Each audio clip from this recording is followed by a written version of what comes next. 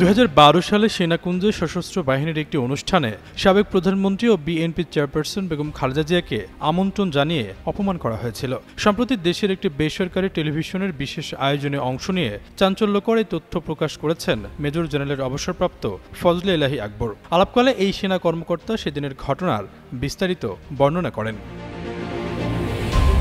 ফজলে এলাহী বলেন, 2012 সালে সেই অনুষ্ঠানে খালেদা জিয়ার অভিজ্ঞতা সুখকর ছিল না। তিনি তখন বিরোধী দলীয় নেতা ছিলেন এবং একই সাথে একজন প্রাক্তন সেনাপ্রধান, বীর মুক্তিযোদ্ধা ও প্রাক্তন রাষ্ট্রপ্রধানের স্ত্রী এবং 3 বারের সাবেক প্রধানমন্ত্রী হিসাবে তার পরিচয় ছিল।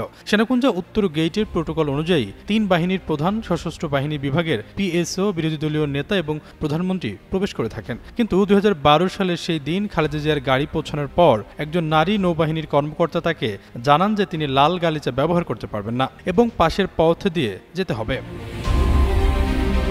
এই ঘটনায় ফজলে এলাহী আকবর বিস্মিত হন, কারণ খালেদা জিয়া 2009 সাল থেকে বিরোধী দলীয় নেতা হিসেবে কোনো ধরনের বাধা ছাড়াই এই অনুষ্ঠানে যোগ দিয়ে আসছিলেন। তিনি সেই কর্মকর্তাকে এর কারণ জিজ্ঞাসা করেন এবং প্রশ্ন তোলেন, যদি তাকে যথাযথ সম্মান জানানো না হবে তবে সেই গেট দিয়ে আমন্ত্রণ কেন জানানো হয়েছিল।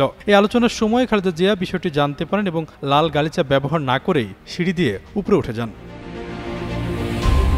ফজলে এলাহী আকবর উল্লেখ করেন, সাধারণত 3 বাহিনীর প্রধান এবং পিএসও অতিথিদের স্বাগত জানাতে সিঁড়ির ওপরে উপস্থিত থাকলেও সেদিন তাকে অভ্যর্থনা জানানোর জন্য কেউ ছিলেন না। তিনি এই ঘটনাকে বিরোধী দলীয় নেতার প্রতি একটি বড় অপমান হিসাবে বর্ণনা করেন। এই ঘটনার পর ফজলে এলাহী আকবর খালেদা জিয়াকে পরামর্শ দেন, এমন অসম্মানজনক আচরণের শিকার হলে তার আর এই অনুষ্ঠানে যোগ দেওয়ার উচিত নয় এবং এরপর থেকে তিনি আর যোগ দেননি। তবে হাসিনা পতনের পর গত বছর 21 নভেম্বর একটি অনুষ্ঠানে সশস্ত্র বাহিনী খালেদা জিয়াকে যথাযথ সম্মানের সঙ্গে স্বাগত জানায়, যা ফজলে এলাহী আকবর তার মর্যাদার পুনঃপ্রতিষ্ঠা হিসেবে দেখছেন।